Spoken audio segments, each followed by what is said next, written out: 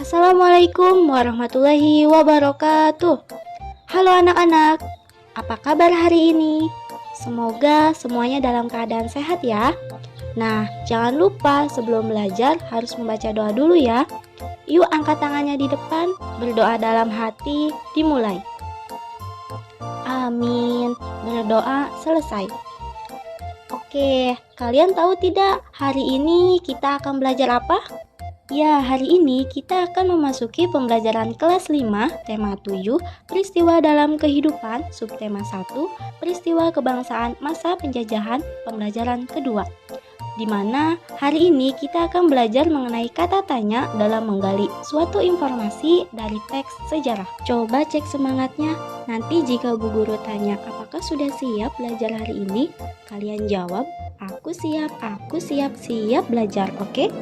Coba ya, apakah sudah siap belajar hari ini? Aku siap belajar. Ya, semangat ya belajar hari ini. Sebelum memasuki materi, Bu Guru ingin bertanya dulu nih, apakah kalian tahu apa itu teks sejarah? Ya, teks sejarah merupakan teks yang menjelaskan tentang suatu fakta atau kejadian di masa lalu yang bernilai sejarah. Lalu, mengapa dapat dikatakan teks sejarah? Ya, benar, karena teks sejarah disusun berdasarkan fakta yang terjadi dari suatu peristiwa sejarah. Nah, pertanyaan-pertanyaan Ibu tadi merupakan contoh kalimat tanya. Cirinya dapat ditandai dengan adanya kata tanya seperti apa dan mengapa. Serta terdapat tanda tanya di akhir kalimat tersebut. Baik, untuk lebih jelasnya, perhatikan dan simak baik-baik penjelasan selanjutnya ya. Apa itu kata tanya? Kata tanya adalah kata yang digunakan dalam kalimat tanya untuk menanyakan sesuatu. Kalimat tanya di dalamnya terkandung pertanyaan yang diajukan kepada pihak lain untuk memperoleh jawaban. Kata tanya sering dikenal dengan istilah adik simba, yaitu apa, di mana, kapan, siapa, mengapa, dan bagaimana, atau dikenal dengan 5W plus 1H, yaitu what, where, when, who, why, and how. Kata tanya apa? Kata tanya apa biasa difungsikan untuk menanyakan nama, peristiwa, proses, benda, atau hal yang sedang dijelaskan. Contohnya, apa nama tempat itu? Kalimat tersebut menanyakan suatu nama tempat tertentu. Kata tanya di mana? Kata tanya di mana biasa difungsikan untuk menanyakan tempat terjadinya suatu peristiwa. Contohnya, di mana rumah kamu? Kalimat tersebut menanyakan letak atau alamat rumah seseorang. Kata tanya kapan? Kata tanya kapan biasa difungsikan untuk menanyakan waktu terjadinya peristiwa. Contohnya, kapan siswa kelas 5 pentas seni? Kalimat tersebut menanyakan waktu penampilan pentas seni siswa kelas 5. Kata tanya siapa? Kata tanya siapa biasa difungsikan untuk menanyakan orang atau pihak yang terlibat dalam peristiwa. Contohnya, siapa yang tampil bernyanyi itu? Kalimat tersebut menanyakan seseorang atau hal yang berperan sebagai subjek. Kata tanya mengapa? Kata tanya mengapa biasa difungsikan untuk menanyakan sebab atau alasan terjadinya suatu peristiwa. Contohnya, mengapa kamu tidak suka dengan sayur? Kalimat tersebut menanyakan sebab atau alasan mengapa seseorang itu tidak suka dengan sayur. Kata tanya bagaimana? Kata tanya bagaimana biasa difungsikan untuk menanyakan proses atau cara, keadaan, bentuk, atau sifat terjadinya suatu peristiwa. Contohnya, bagaimana keadaan korban bencana di Lombok? Kalimat tersebut menanyakan keadaan korban yang terkena bencana di Lombok. Oke, tadi penjelasan mengenai kata tanya. Selanjutnya, yuk kita coba menggunakan kata tanya dalam menggali informasi pada teks sejarah. Perhatikan teks berikut. Cobalah kalian baca terlebih dahulu teks tersebut dengan mempause video ini. Jika kalian sudah membacanya, yuk kita coba menggunakan adik Simba tadi. Nah, yang pertama, kata tanya apa? Apa judul teks sejarah di samping? Jawabannya adalah peristiwa-peristiwa pada masa pemerintahan kolonial Inggris. Kedua, kata tanya siapa? Siapa yang diangkat menjadi letnan gubernur di Indonesia? Jawabannya adalah Thomas Stamford Raffles. Ketiga, kata tanya di mana? Di mana wilayah yang dibagi menjadi 16 keresidenan atas kebijakan Raffles? Jawabannya adalah Pulau Jawa. Keempat, kata tanya kapan?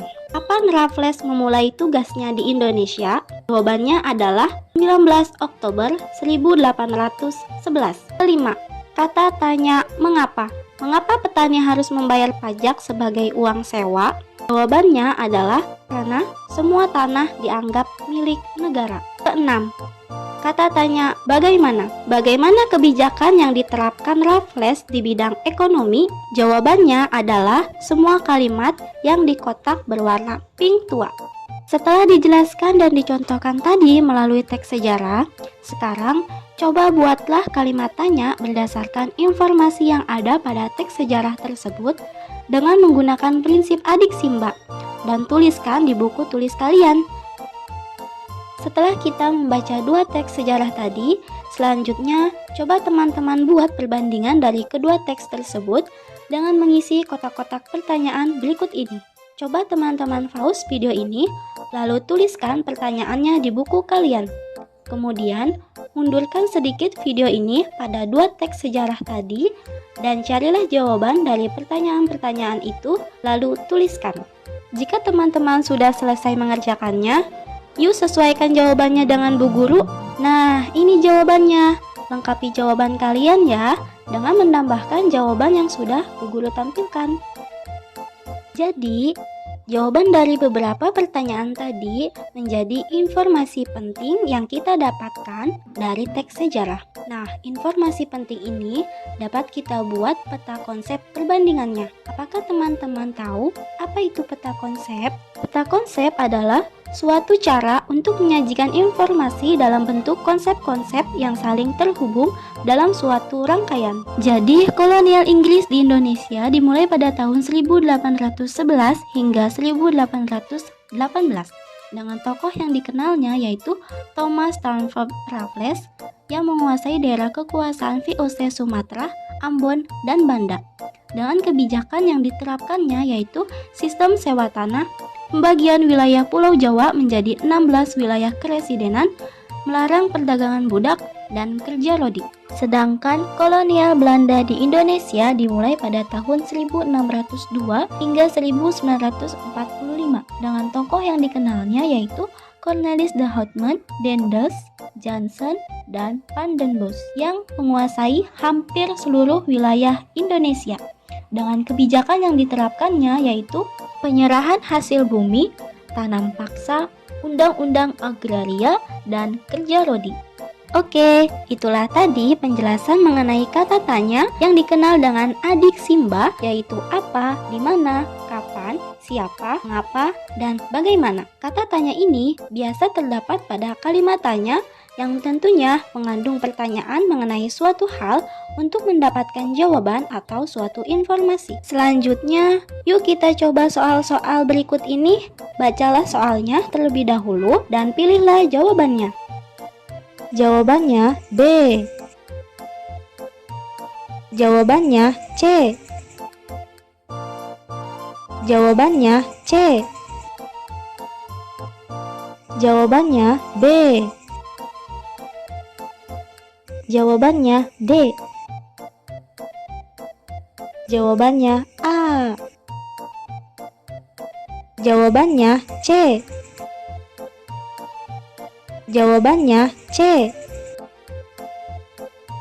Jawabannya B. Jawabannya B. Baik, pembelajaran hari ini sudah selesai. Tetap semangat belajarnya ya, dan jangan lupa selalu menjaga kesehatan karena dengan tubuh yang sehat, kita bisa melakukan banyak hal yang kita inginkan. Cukup sekian dari Bu Guru. Mohon maaf jika ada kesalahan kata ataupun hal yang belum bisa dipahami. Semangat, salam hangat. Wassalamualaikum warahmatullahi wabarakatuh.